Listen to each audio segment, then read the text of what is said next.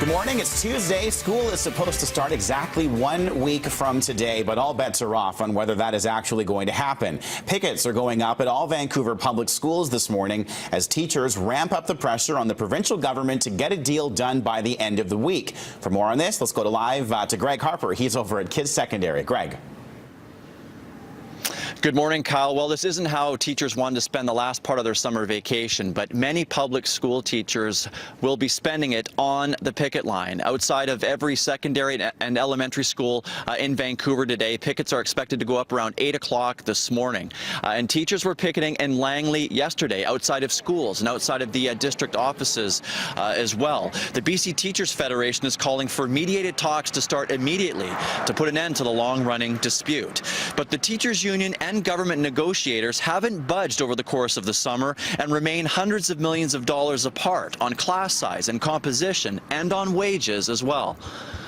I wouldn't consider taking your kids out. It's difficult. It's been a financial drain on a lot of teachers, ourselves included, even those who work in the office for the LTA. We've had surveys during the summer, we've talked to our members, and even though they find it difficult, they do not want to sign a bad deal. What are you most worried about? Yeah, being behind for grade 8 and getting extra homework and stuff like that.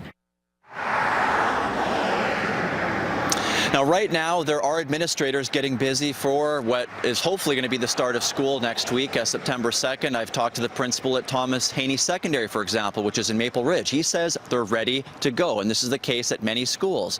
Of course, there needs to be a deal in place in order for that to happen. Kyle? Greg Harper live for us this morning in Vancouver. Greg, thanks for that. On the other side of the spectrum, teachers are back to work at independent schools, preparing for students to arrive in their classrooms next Tuesday. Langley Christian School's elementary campus is expanding to take up to 200 extra students next year.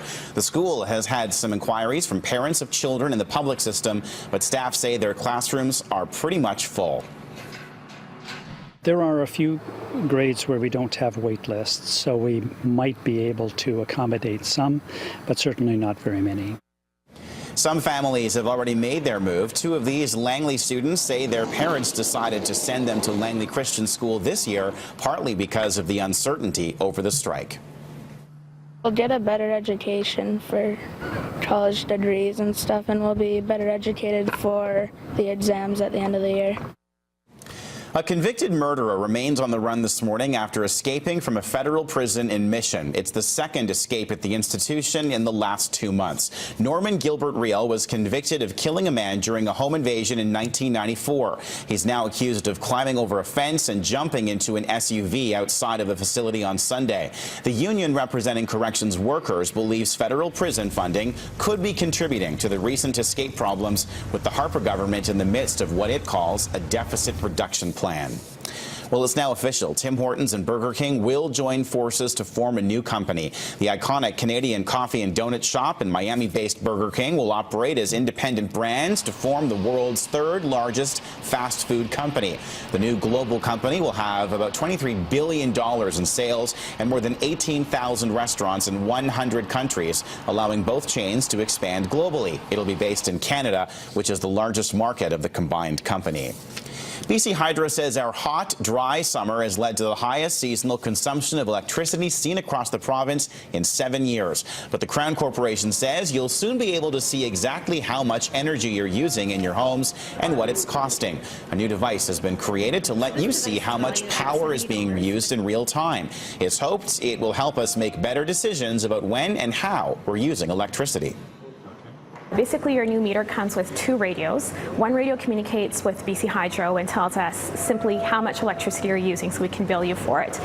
The other radio is there for the homeowner to use, and that's the radio that talks to this device.